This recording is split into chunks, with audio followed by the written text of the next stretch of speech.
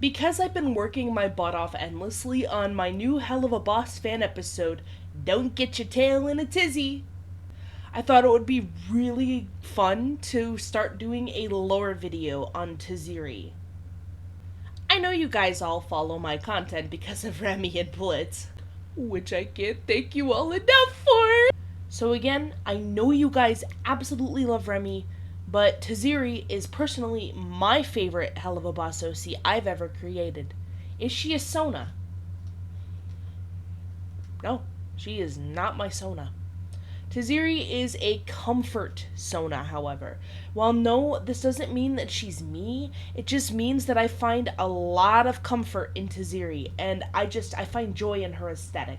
So with the rise of my future fan animation, Don't Get Your Tail in a Tizzy, I figured this would be the perfect idea to do a lore video on Taziri.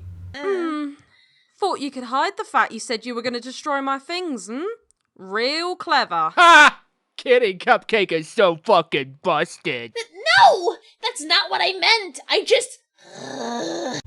For those who don't know, Tiziri is what's known as a Moonlight imp. Moonlight imps are actually a species of imp that I created for the purpose of being an aesthetically pleasing design. I'm a very huge fan of moon-themed things and stars and sparkles, so they're kind of just powder puffs. That's a Moonlight imp slur, kind of like fire toads. She's just a dumb Moonlight imp. Just a stupid, fancy, schmancy powder puff. Yeah, and she's hot as fuck. So what I'm going to do right now is tell you the entire Moonlight imp lore, which actually directly affected Taziri. Unlike most normal imps, Moonlight imps have abilities. This is because of how they became to be.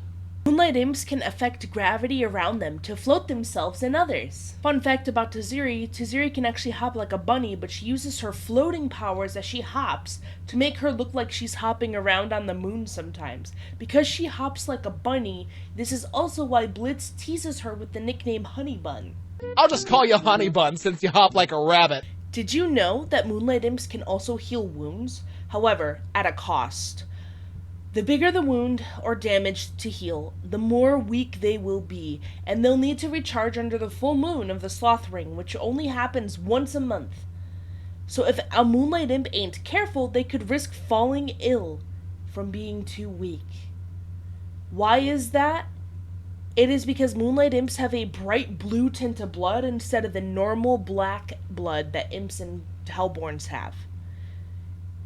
So instead of the show's black blood, this blood has magical healing properties. If a Moonlight imp doesn't recharge under the Sloth Ring's full moon in that time, that blood loses its magical properties and will eventually corrode and kill the Moonlight imp. Such a spoiled, sophisticated little species of bitches, I know. Moonlight imps are immune to diseases. They cannot get sick. Because of their odd blood with the healing properties, this is the reason they can fend off diseases. Hellbees, for example. They have the ability to change form into a fluffy moth imp with extra set of arms, a moth abdomen, fluffy huge moth wings, and fur around their neck with actual moth antenna. Now, they literally just become furry bugs. You can base them off of basically any nocturnal creature, whether it be a fox, a wolf, a raccoon. Taziri's is actually based off of a raccoon when she shapeshifts. Because of their blood being so different, their blood has the ability to heal even the most fatal of wounds. But getting this blood would require killing a Moonlight imp and harvesting its blue blood. Literally. Here's the pretty fucked up history of Moonlight imps. So as you know, we all have the Baphomets in the Sloth Ring. Moonlight imps do come from Sloth. But Sloth Ring is filled with candlehead imps and goat demons, clearly with the candleheads. So Baphomets and stuff. In the Remyverse, or respectfully now known as the Shifting Fate verse, the Moonlight imps are the dominant species of imp in the Sloth Ring thanks to their ancestors, which were normal imps much like Moxie and Millie. These Sloth Ring imps got a little into moon rituals and worshipped the Sloth Ring's full moon. Little moon babies. Basking in the moon's radiance, they did rituals under the sloth moon, holding ceremonial parties once a month under the full moon. And then eventually magic moon babies popped out. It's insane. I'm really proud of this lore. So yeah, they basically became the dominant species along with the candlehead imps and the frickin' Baphomets. So that's how that came to be. Now, for those who may know me, you'd know that the Moonlight imp species is actually a closed species, because I wanted to make it so that way it was very rare, because of the lore. And this is kind of why. Not many Moonlight imps live to this day because of how useful their essence is. Imps from greed were ordered from Mammon to hunt down and kill almost all Moonlight imps for one very greedy reason. Their blood has healing properties and is used as a working key ingredient to mass produce and make healing potions. Potions oh so potent that it is able to cure just about anything. Moonlight imps were wanted by the Greed Ring because of their healing blood, and they're endangered, which leads me to Taziri's story. If you guys remember my OC Harlow, she has a potion shop, and she does very much so sell potions that have the moondrop ingredient. My girl's selling Moonlight imp blood potion to heal things. Kinda sus. Alright, here is the story of Tiziri. When Tiziri was a child, her mom and dad had to hide her in a cabinet and told Tiziri to lock it up from the inside. And so she did as told. This made it look like it was a sealed cabinet on the outside that was unopenable. Before she locked it, her mom gave her a hood with floppy ears, because she was small enough to hide under it.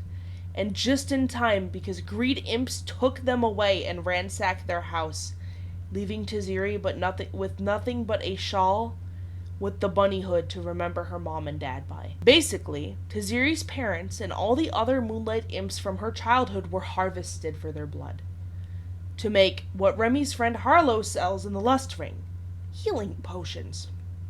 Harlow makes a lot of potions for sexual kinks and needs, but the healing potions need one key ingredient, Moondrop, which is deadass just a few drops of Moonlight imp blood from harvested I'm talking dead Moonlight imps, that greed just has casually preserved in case people need moondrops for anything.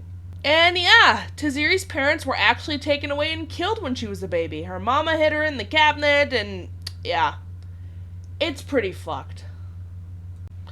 What's that? You want to know how Blitz and Remy met Tiziri? I'm glad you asked. The only reason she met Remy and Blitz was because of the AU had a widespread extermination where Blitz and Remy were on the run from exterminators. In this AU, the widespread extermination targets everyone, mostly because Blitz and Remy are the targets. They triggered a widespread extermination, and it is fucked. I'm not gonna literally spoil anything because there's a audio drama that I will release that explains everything. As Blitz and Remy were on the run from exterminators, they were hiding out in the living world with an Osmodian crystal, only to find Tiziri snuck out into the portal as an escape away to save herself as well. And Blitz and Remy kind of pressured Tiziri to help them with seeking shelter, to which she didn't really want to and wanted to head home, but Blitz and Remy stalked her anyway and followed her home, kind of like what he used to do with Moxie and Millie. But in my AU, he literally just took to stalking to Taziri to be like, okay, bitch, we're here now. What are you gonna do about it? And then she just reluctantly agreed after that, like, okay, you're already here, so, I guess. And essentially, Blitz took a liking to Tiziri as well and started pressuring and prodding her to start joining them into the polyamory. Remy reluctantly agreed, and Tiziri kind of just ended up falling for Blitz anyway. So, in the polyamorous ship that I have, Remy is a little bit more tolerant of Tiziri, but they don't really like each other that way. It's mostly Blitz and Remy and Tiziri and Blitz kind of thing. So it's kind of like a love triangle more than like a all three-way type thing. But yeah, that's as much as I have for Tiziri and her lore and who she is as a Moonlight imp. Bye!